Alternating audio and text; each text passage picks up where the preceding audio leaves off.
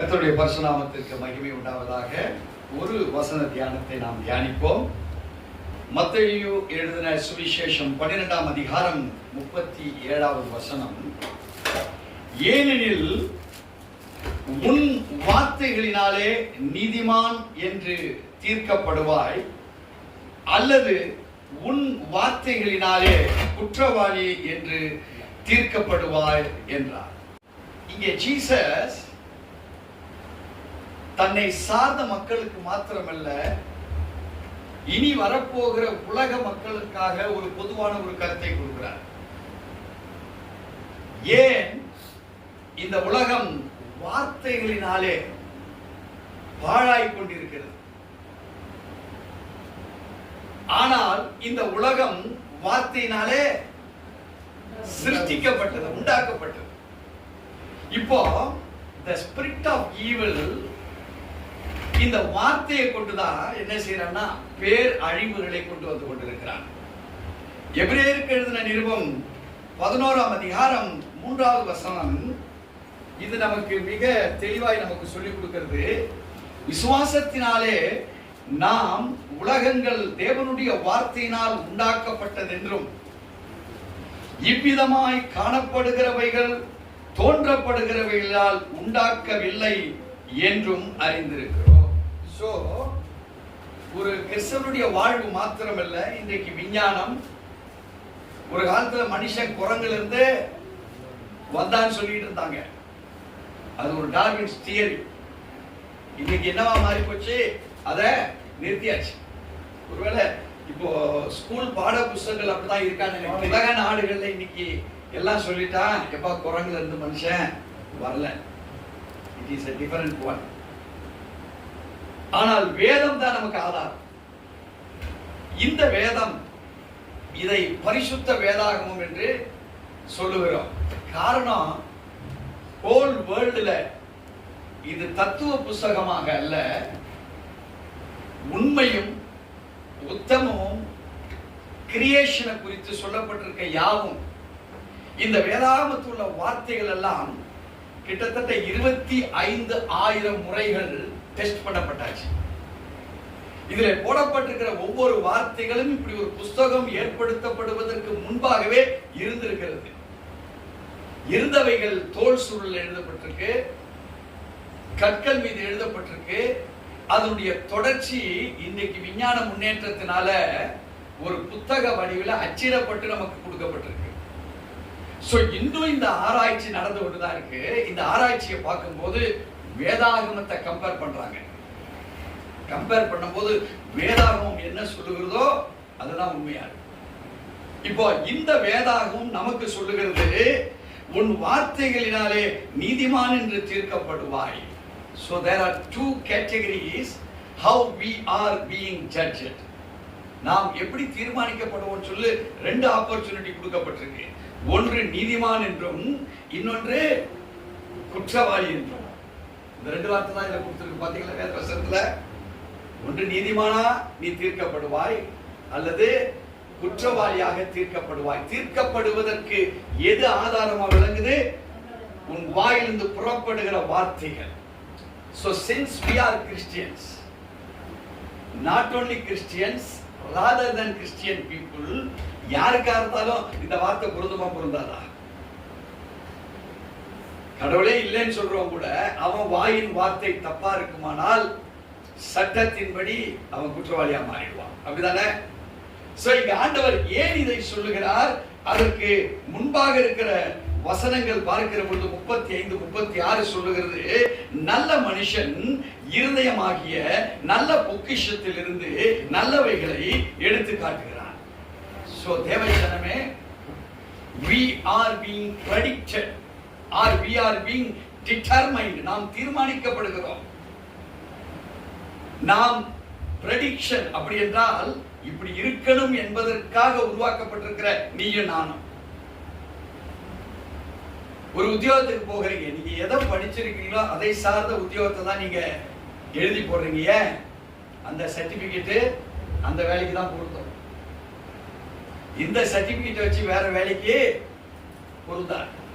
இங்கே ஆண்டவர் சொல்லுகிறார், நமக்குள்ளாக இருக்கக்கூடிய இருதயத்தை இரண்டு விதமாக பிரித்து இந்த இடத்துல காண்பிக்கிறார். ஏன்? நல்ல இருதயமா இருந்தா அது நன்மையானவைகள், தீய இருதயமா இருந்தா குற்றத்துக்குண்டானவைகளாய் பேசும். அதை தன் மக்களுக்கு சொல்லிக் கொடுக்கிறார். ஏன் அவர் சொல்லிக் கொடுக்க வேண்டிய காலகட்டம் அதுதான் நமக்கு அறிந்து கொள்ளணும். அவர் வாழ்ந்த காலத்திலே, கிறிஸ்து வாழ்ந்த காலங்களிலே குற்றவாளிகளை காண்பிப்பதற்கு தான் மனிதனுடைய வாயிலிருந்து புறப்பட்டிருக்கிறதா வார்த்தைகள்லாம். ஐயா, இவன் இந்த குற்றம், அவன் அந்த குற்றம், இவன் இப்படிப்பட்ட குற்றம். இததான் மனிதனுடைய வாழ்விலே ஒருத்தருக்கு ஒருத்தர் சொல்லிக் கொடுத்து கொண்டு அங்கே தெய்வீகமற்றதான குற்றத்தின் வாயிலாக குற்றவாளிகளாக தீர்க்கப்படுகிற அனுபவத்தில் மனிதர் வாழ்ந்து கொண்டிருந்தாங்க. ஆனா இன்றைக்கு வேதம் நம் கையிலே கொடுக்கப்பட்டிருக்கு, அன்றைக்கு கையில இல்லை. வேதத்தை டிரான்ஸ்லேட் பண்ணாலே, இங்கிலீஷ்ல டிரான்ஸ்லேட் பண்ணாலே எரிகிற நெருப்புல போட்டு கொண்டு வரலாம். அப்படி ஒருவர் ஆங்கிலத்துல இந்த வேதத்தை மொழிபெயர்த்து நாடுகளுக்கு உணவு மூட்டை அனுப்புறாங்க இல்லையா, அந்த மூட்டைக்குள்ள வேதாந்தத்தை வச்சு அனுப்பிச்சிருக்காங்க. அதையும் கண்டுபிடிச்சு யாருன்னு சொல்லி கண்டுபிடிச்சு நபரை என்ன பண்ணிருக்காங்கன்னா இருட்டடைப்பின் சிறைச்சாலையில வைத்து கடைசியில் அக்கினியில போட்டு காரியம் பண்ணியாச்சு. இன்னைக்கு உங்க கையில இருக்கிற டிரான்ஸ்லேட்டட் இங்கிலீஷ் முதல் டிரான்ஸ்லேட் பண்ணவர் யார் என்று கேட்பீர்களானால் அக்கினியிலே போட்டு சுட்டரிக்கப்பட்ட ஒரு மனுஷனுடைய டிரான்ஸ்லேஷன் தான் நம்மளாம் வச்சிட்டு இருக்கோம். ஒருவேளை அதுல இருந்து இன்னும் டெவலப் ஆகி பல வெர்ஷன்ஸ் வந்திருக்கலாம். ஆனால் ஆதியிலே அதை டிரான்ஸ்லேட் பண்ணவருடைய அக்கினியை தான் நீங்கள் நானும் வாசித்து கொண்டிருக்கிறோம். இன்னைக்கு நமக்கு தமிழில் கொடுக்கப்பட்டிருக்கின்றால் ஒரு சீகோன் பால் அவர்கள் இங்கே வந்ததுனால. இப்படி பல மொழிகள்ல இவைகள் திருத்தப்பட்டு சீர்திருத்தப்பட்டு இவைகள் அவைகளுடைய மொழிகளிலே சரியா இருக்கிறதா என்று இவைகள் எழுதப்பட்டிருக்கின்றால் இந்த வார்த்தை மாறிடக்கூடாது. சோ தேவச்சனமே, நல்ல மனுஷன் இருதமாகிய நல்ல பொக்கிஷத்திலிருந்து நல்லவைகளை எடுத்து காட்டுகிறான் என்கிற ஒரு வார்த்தை நம்முடைய வாழ்விலே தேவன் கிரியேஷன் போதே நமக்கு கொடுத்துட்டார். இந்த உலகம் சிருஷ்டிக்கப்படுகிற பொழுது அவரால் உண்டாக்கப்பட்ட ஆதாம் இதை தான் பேச வேண்டும் என்று சொல்லி நமக்கு கொடுத்திருக்கிறார். ஏன்? அவன் குற்றவாளியாக தீர்க்கப்படக்கூடாதபடி.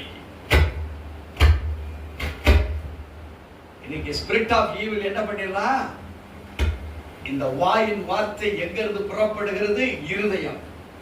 சோ இருதயம் கடினப்பட்டவைகளாய் மாற்றிட்டான் பிசாசின் தந்திரங்களினாலே. அவன் வேற ஒண்ணும் சொல்லல. மனுஷனுக்குள்ள மைண்ட்ல என்ன வச்சுட்டான்? பொறாமை, எரிச்சல்கள், வன்கண்கள், இப்படி பலவிதமான டிஸ்கிரிமினேஷன், பிரித்து ஆளக்கூடிய சிந்தைகளை உள்ள கொண்டாந்து வச்சுட்டான். இப்போ அதை தான் இங்க ஆண்டவர் சொல்கிறார், நீங்கள் யாராக இருக்கக்கூடாது. பொல்லாத மனுஷன் பொல்லாத பொக்கிஷத்தில் இருந்து பொல்லாதவைகளை எடுத்து காட்டுகிறார். தேவச்சனமே, நம்முடைய வாழ்விலே பேசுவதற்கு முன்பாக சிந்திக்கப்பட வேண்டிய அவசியத்தை தேவன் கற்றுக் கொடுக்கிறார். சிந்திக்கிற பொழுது உன் இருதயம் எப்படி சிந்திக்கணும் தெரியுமா? ஒருவேளை நாம் பேச போறதா அவன் என்ன பார்த்து பேசினா என் மனசு எப்படி இருக்கும்? இதான் சிந்திக்கிறது. அப்ப என்ன செய்யணும்னா, உங்க பொக்கிஷமாகிய இருதயம் கிளியராய் ஆகிக்கிட்டே வரும். ஏன்னா உன்னை பேசுனா உனக்கு என்ன வருமோ அதெல்லாம் நீ பேசுனா அவனுக்கோ வரும். அப்போ இந்த பொக்கிஷ சாலைய உள்ள இருக்கக்கூடிய தெய்வீக ஞானம் இருக்கா, குற்றத்துக்குண்டான ஞானம் இருக்கா என்பதை நாம் சிந்திக்கப்பட வேண்டிய அவசியத்துக்கு நம்மளை அழைத்திருக்கிறார். இங்கே மனுஷர் பேசும் வீணான வார்த்தைகள் யாவையும் குறித்து நியாய தீர்ப்பு நாளிலே கணக்கு ஒப்புவிக்க வேண்டும் என்று உங்களுக்கு நான் சொல்லுகிறேன். தேவச்சனமே, உன் பொக்கிஷ சாலையாகிய உன் இருதயம் நல்லவைகளை பயின்று have we experienced all the goodness by the words of the Lord. நல்ல வார்த்தையை பேசுவதற்கு இந்த வேதாகமத்தில் உள்ள வார்த்தைகளை நாம் பேசுகிற தகுதி பெற்ற ஒரு பொக்கிஷ சாலை இங்க இருக்கா? இல்ல இது இருளடைஞ்ச பொக்கிஷ சாலையா இது என்பதை சிந்திப்போமானால் நாம யாராக விளங்குவோம்? கெட்டதுல இருந்து எதுக்கு வந்துடுறோம்? நீதிமான் சிந்திக்கிற சிந்தைக்குள்ளாக நாம் வர முடியும். அல்லேலூயா. So when we don't design about our own heart, நம்முடைய இருதயத்தையே நாம் டிசைன் பண்ண விரும்பல, காலப்போக்கு போகிற போக்குல நீ போலான்னு நினைச்சனா காலப்போக்கு அது தன் பதிலை கொண்டு வரும். உனக்கு காலம் வைப்ரேஷன் ஆஃப் நெகட்டிவ்னஸ். ஒரு பெரிய பரிசுத்தவான்கள் பலர் கூடி இருக்கிற இடத்துல நானும் அழைக்கப்பட்டிருந்தேன், பேசிக்கொண்டிருந்தோம். அதுல பலர் பலவிதமாக சொன்னார்கள். பிரதர், இன்னைக்கு காலம் என்ன தெரியுங்களா, அநியாயம் செய்யறவங்க தான் பிரதர் காலம். இப்படி ஒவ்வொருவரும் சொன்னாங்க. நான் கேட்டேன், நீங்க எதை வச்சு சொல்றீங்க? காலம் காலம் காலம் சொல்றீங்க. இந்த காலம் அப்படி, அந்த காலம் அப்படி, அப்படிப்பட்ட காலம் இப்படி, இப்படிப்பட்ட காலத்தில் இப்படிலாம் மாறி போச்சு, எதை வச்சு சொல்றீங்க? காலம் என்கிற ஒரு வேர்டு. நான் சொன்ன உடனே நானும் இன்னொரு ஊழியக்காரரும், brother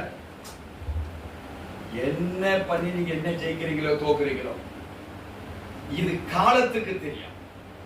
The time knows how you have won the race. பொய்யினால ஜெயிச்சிருக்கிறியா, அதிகாரத்தினால ஜெயிச்சிருக்கிறியா, இவைகள் யாருக்கு தெரியும்? காலம் என்கிற சுழண்டு கொண்டிருக்கிற அந்த சூழ்நிலைக்கு தெரியும் நம்ம யார் என்பதை. சோ இவைகள் ஒரு நாள் கேள்விய அவனவனிடத்துல கேட்கும், அதுக்கு அவனால பதில் சொல்ல முடியாது. இதைதான் நீங்க ஆண்டவர் சொல்லுகிறார், மனுஷர் பேசும் வீணான வார்த்தைகள் யாவையும் குறித்து நியாய தீர்ப்பு நாளிலே the time will give its answer. The time will judge the concerned persons. விளங்குதுங்களா அருமையான தேவச்சனமே? ஏன் இந்த இருதயத்தை நாம் இருளுக்குண்டான இருதயமாய் நாம் மாற்றிக்கொள்ள வேண்டும்? நமக்கு கொடுக்கப்பட்டிருக்கிற ஒரு நாள் எக்ஸ்டென்ஷன், 24 hours எக்ஸ்டென்ஷன், அதுல இருக்கிற அப்படி ஒவ்வொரு செகண்டும் வேல்யூபிள் தான். நீங்க நினைத்தால் உங்களை நல்ல பொக்கிஷ சாலையாக உங்களை மாற்றிக்கொள்ள முடியும். ஒண்ணுமே நீங்க எதையுமே செய்ய வேண்டாம், கெட்டதை தூக்கி போடு, வேற ஒண்ணு வேண்டாம். நீ நல்லதை நினைக்கிறியோ இல்லையோ. ரெண்டாவது, இது கெட்டதை உள்ள இருந்து போச்சுன்னா இருள் என்ன ஆகுது? தானா வெளிச்சத்துக்குள்ள வருது.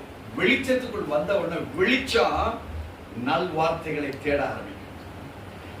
Because our heart is being preoccupied by darkness. இந்த பொக்கிஷ சாலை எப்படி இருக்கு? ஏற்கனவே இருள் நிறைந்த ஒரு இருதயமாக தான் நம்ம இருக்கிறோம். காரணம் என்னன்னா, நியாயமான படிப்பு இல்லை, நியாயமான பெற்றோர்கள் இல்லை, நியாயமான உடன்பிறப்புகள் அல்ல. உடன்பிறப்புகள பிரச்சனை இருக்கு, சண்டை இருக்கு, சொத்துக்காக பொய் இருக்குது, கொலைகள் நடக்கக்கூடிய காரியங்களை பார்க்கிறோம். இல்லாதவன் இருக்கிறவங்க இடத்துல குடிக்கி தின்ன விரும்புகிறான், திருடு கொள்ளைகள் உருவாக்கப்படுகிறது, பாலியல் வன்கொடுமைகள், இவைகள் எல்லாம் பிசாசுடைய இருளின் ராஜ்யம். It is already preoccupied each and every mind's activity. ஒவ்வொருத்தருடைய மனதினுடைய செயல்பாடாக இருந்து கொண்டிருக்கிறது. இருக்கா இல்லையா? நீயே ஜாக்கிரதையா உன் செல்போன் ஒரு இடத்துல வச்சுட்டு போ, அதை யாருமே தொடல. அப்படின்னா அந்த தேசமும் நல்ல தேசம், அங்க வாழ்கிறவனும் நல்லவன். நீ 4 நாள் பொறுத்து வந்து பாரு, வச்ச இடத்துல அப்படியே இருக்கணும். இல்லையா? பாதுகாப்பா எடுத்து அது வைத்திருந்து யார் வராங்களோ அவங்க இடத்துல கொடுக்கணும். இப்ப நம்ம இன்னைக்கு நியாயத்துக்காக ஒரு அட்வொகேட்டை பார்க்கறதும் பயமா இருக்குது. எதிர் அட்வொகேட்டும் இந்த அட்வொகேட்டும் கூட்டணியா மாறி விடுகிறார்கள். So இப்படிப்பட்டவைகள் it is preoccupied in our mind which has turned into activities. அதுதான் நடைமுறையாக மாறுகிறது. அப்ப ஆண்டவர் எவ்வளவு அழகா இவைகளை 2000 ஆண்டுகளுக்கு முன்பாக சொல்லி இருக்கிறாரு. ஆனா இன்னைக்கு படித்தவர்கள், பட்டதாரிகள், தன்னை நியாயவாதி என்று சொல்லுகிறவர்கள், தன்னை தியாகி என்று சொல்லுகிறவர்கள், அரசியலுக்கு நான் இந்த நல்லது செய்யறதுக்கு தான் வந்திருக்கேன் அப்படின்னு சொல்லுகிறவர்கள் இந்த வேதத்தின்படி இருக்கிறார்களா? மனுஷர் பேசும் வீணான வார்த்தைகள் யாவையும் குறித்து நியாய தீர்ப்பு நாளிலே கணக்கு ஒப்புவிக்கப்பட வேண்டும் என்று உங்களுக்கு சொல்லுகிறேன். இந்த பூமியில இருக்கிற ஒவ்வொருவனுக்கும் இந்த வார்த்தை பொருந்ததா இல்லையா? Not only for Christians. So தேவச்சனமே, நீங்களும் நானும் தேவனை அறிந்தவர்கள். நம்ம அஞ்ஞானியை காட்டிலும் நம்ம யாரா இருக்கணும்? தெளிந்த புத்தி உள்ளவர்களா. இன்னையிலிருந்து நீ நல்லதை தேடுவதை கொஞ்சம் நிறுத்திட்டு கெட்டது என்னென்ன இருக்கு அதை அவிழ்த்து வெளியே போடுறதுக்கு ட்ரை பண்ணுங்க. ஏன்னா அது இருந்தா உள்ள நல்லது வர்றதுக்கு நீயே இடம் கொடுக்க மாட்டேன். உன் பர்சனாலிட்டி கொடுக்காது, உன் சிந்தைகள் கொடுக்காது, உன் ஆக்டிவிட்டி கொடுக்காது. திருடமே ஏதாவது அன்னைக்கு வேணா 5 லட்சம் திருட வேண்டிய 500 திருட பார்ப்பான். கொஞ்சம் குறைச்சு தான் திருடிக்கிறேன், இது தப்பு இல்லைல்ல. நான் கொலை செய்த பற்றி இப்போ கொலையெல்லாம் செய்ய மாட்டேன், நான் சாத்துறேன். கொஞ்சம் கொஞ்சமா கடைசியில ஒரு சின்ன குற்றமா இருந்தாலும் அதையும் நீ தூக்கி போட பிராக்டிஸ் பண்ணுங்க. நிச்சயமா வெற்றிடம் தேவனுடைய வார்த்தைகளினால் நிரப்பப்படுகிற பொழுது உன் கண்கள்ல இருந்து, வாயிலிருந்து, உன்னுடைய சுவாசத்திலிருந்து, உன்னுடைய நடவடிக்கையிலிருந்து, உன்னுடைய உணர்வுகளிலிருந்து அது என்னவா மாறுகிறது?